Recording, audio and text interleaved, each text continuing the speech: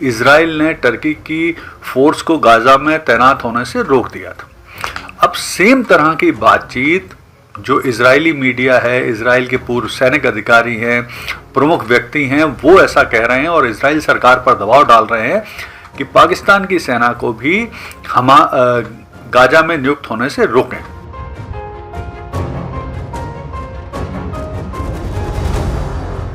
जो पाकिस्तान की स्थायी नीति है इजराइल के खिलाफ, वो इजराइल का विरोध है। पाकिस्तान की जनता लगातार इजराइल का विरोध करती है, लगातार उसके खिलाफ आंदोलन करती है।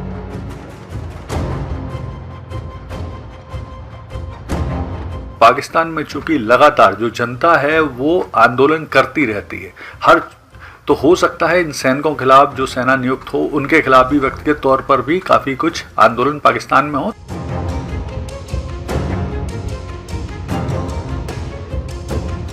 नमस्कार दोस्तों, आज बात करेंगे एक इम्पॉर्टेंट डेवलपमेंट पर, और वो डेवलपमेंट ये है कि क्या टर्की की तरह पाकिस्तान फोर्स को भी गाजा में डिप्लॉय होने से रोकेगा इजराइल। आइए इस घटनाक्रम का विस्तार से जानकारी प्राप्त करते हैं और जानने की कोशिश करते हैं कि इजराइल क्यों रोक रहा है पाकिस्तानी सेना को गाजा में डिप्लॉय होने के लिए, और टर्की को उसने क्यों रोका और अब इसका क्या परिणाम हो सकता है। तो देखिए, आपको पता होगा कुछ समय पूर्व ही एक गाजा के लिए पीस प्लान बनाया गया था। उस पीस प्लान के अंतर्गत एक इंटरनेशनल स्टेबलाइजेशन फोर्स बनाई जाना थी। उस इंटरनेशनल स्टेबलाइजेशन फोर्स में प्रमुख रूप से दुनिया के जो प्रमुख मुस्लिम कंट्री हैं, जिनमें विशेष तौर पर इंडोनेशिया है, पाकिस्तान है, टर्की है, कतर है, इनकी सेना को रखा जाना था। और इनकी सेना का जो प्रमुख काम था वो काम था कि हमास को इजराइल के खिलाफ किसी भी कार्रवाई में पड़ने से, करने से रोकना। मतलब ये सेना जो इंटरनेशनल स्टेबलाइजेशन फोर्स है, इसको गाजा में डिप्लॉय होना था और उसके बाद हमास को इजराइल के खिलाफ कार्रवाई करने से रोकना था। गाजा में शांति व्यवस्था की स्थापना करना थी, गाजा की सिक्योरिटी देखना इस फोर्स का काम होता। लेकिन पूर्व में ही इजराइल ने टर्की की सेना को गाजा में डिप्लॉय होने से रोक दिया था। उन्होंने कहा था कि चूंकि टर्की और इजराइल के बहुत अच्छे कूटनीतिक संबंध नहीं हैं, बहुत ख़राब संबंध हैं इन दिनों, और जो तुर्की के राष्ट्रपति हैं एर्दोगान, वो ऑलरेडी इजराइल को एक आतंकी देश बोल चुके हैं। इसके अलावा वो हमास को खुला समर्थन देते हैं। तो इसको चलते इजराइल ने टर्की की फोर्स को गाजा में तैनात होने से रोक दिया था। अब सेम तरह की बातचीत जो इजरायली मीडिया है, इजराइल के पूर्व सैनिक अधिकारी हैं, प्रमुख व्यक्ति हैं, वो ऐसा कह रहे हैं और इजराइल सरकार पर दबाव डाल रहे हैं कि पाकिस्तान की सेना को भी गाजा में नियुक्त होने से रोकें।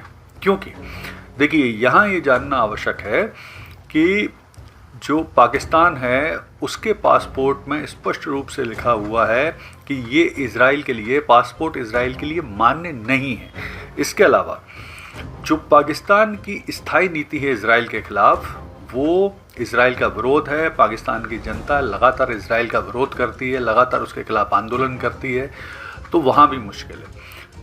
तीसरी इम्पॉर्टेंट चीज़ है कि पाकिस्तान की सेना के बड़े अधिकारी, सैन्य अधिकारी, भले ही अमेरिका के इन्फ्लुएंस में हों और वो अमेरिका के हिसाब से काम करें, लेकिन जो पाकिस्तानी सेना के थोड़े छोटे अधिकारी हैं और प्रमुख रूप से जो सैनिक हैं जिनकी नियुक्ति होना है, तो सेना इजराइल के पूर्णतः खिलाफ है। तो इजराइल को लगता है कि अगर इनकी नियुक्ति की गई हम गाजा में, तो ये जो पाकिस्तानी सैनिक हैं ये हमास के साथ मिलकर इजराइल को नुकसान पहुंचा सकते हैं। इसके अलावा ये जो सैनिक हैं हमास को हथियार भी दे सकते हैं, इजराइल के खिलाफ बहुत सारी कार्रवाई में लिप्त भी हो सकते हैं इनडायरेक्ट तरीके से। फिर इसके अलावा ये भी कर सकते हैं वो कि पाकिस्तान में चूँकि लगातार जो जनता है वो आंदोलन करती रहती है, तो हो सकता है इन सैनिकों के खिलाफ जो सेना नियुक्त हो उनके खिलाफ भी व्यक्तिगत तौर पर भी काफ़ी कुछ आंदोलन पाकिस्तान में हो। तो ये सब चीज़ें ऐसी है। और एक और इम्पॉर्टेंट चीज़ है कि पाकिस्तान स्पष्ट रूप से बोल चुका है कि वे हमास को निशस्त्र करने में अपना योगदान नहीं देंगे, वो केवल शांति स्थापना में ही सहयोग देंगे। तो इस तरह की कई ऐसी घटनाएं जो इजराइल को शंका में डालती हैं कि अगर पाकिस्तानी सेना गाजा में नियुक्त हुई तो हो सकता है वो उनके खिलाफ काम करे। अब देखिए, इजराइल का जो रुख है इस बात को लेके वो इतना स्पष्ट है कि उनका कहना है कि अगर हमारे क्षेत्र में किसी भी देश की सेना की नियुक्ति होगी जो सिक्योरिटी संबंधित काम देखेगी, तो वो बिना हमारी मर्जी के नियुक्त नहीं हो सकती। यानी इजराइल का कहना है कि उसकी मर्जी से ही गाजा में किसी भी देश की सेना नियुक्त होगी और वो सेना निश्चित तौर पे इजराइल के हिसाब से ही डिसाइड होगी। अमेरिका का क्या रुख है, ट्रंप का क्या रुख है? तो देखिए, ट्रंप जिस तरह से इस पीस प्लान को सफल करने के लिए लगातार पाकिस्तान पर, जनरल मुनीर पर प्रेशर डाल रहे हैं कि आप सेना जल्दी भेजो, वहाँ नियुक्त करो, तो मुझे लगता है अगर एक बार इजराइल ने इस बात का विरोध कर दिया कि उन्हें पाकिस्तानी सेना गाजा में नहीं चाहिए, तो ये बहुत मुश्किल होगा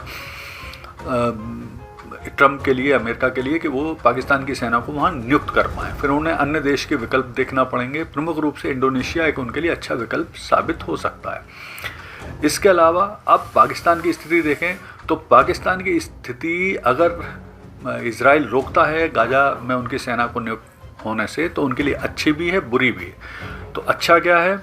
पाकिस्तान सरकार अपनी जो सेना वहाँ भेजने से बचना चाह रही है, वो उसके लिए अच्छा हो जाएगा। दूसरी बात ये रहेगी, ट्रंप के सामने बोलने के लिए भी हो जाएगा कि हम तो सेना भेजना चाहते हैं लेकिन इजराइल नहीं चाहता, तो ये उनके लिए एक अच्छी स्थिति है। बुरी स्थिति क्या है कि जो पैसे मिलने वाले थे वहाँ सेना भेजकर, जो उनकी कमाई होने वाली थी, तो वो नहीं हो पाएगी। दूसरी चीज़ ये है कि जो इस्लामिक देशों के बीच में अच्छी छवि बनाने का मौका था, उनके लीडर बनने का मौका था, वो भी उनके हाथ से निकल जाएगा। तो कुल मिला के अगर हम इस स्थिति की समीक्षा करें तो ये बात तय है कि गाजा में किसी भी देश की सेना की तैनाती बिना इजराइल की मर्जी के नहीं होगी, भले ट्रंप अमेरिका भी कितना चाह ले। क्योंकि जिस तरह की इजराइल की नीति रही है, जिस तरह की इजराइल अपनी सिक्योरिटी की पहली प्रायोरिटी देता है और उस मामले में वो किसी की नहीं सुनता, यानी वो अमेरिका तक की नहीं सुनता, तो इसके लिए बहुत मुश्किल है। और इसी बात पर और डिस्कशन करने के लिए अभी हाल में ही बेंजामिन नेतन्याहू ऑलरेडी अमेरिका पहुंच चुके हैं। अब उनकी ट्रंप के साथ इस मामले पर डिस्कशन होना है। लेकिन एक बात तय है कि बिना मर्जी के इजराइल के गाजा में किसी भी देश की सेना की नियुक्ति करना लगभग नामुमकिन है। धन्यवाद।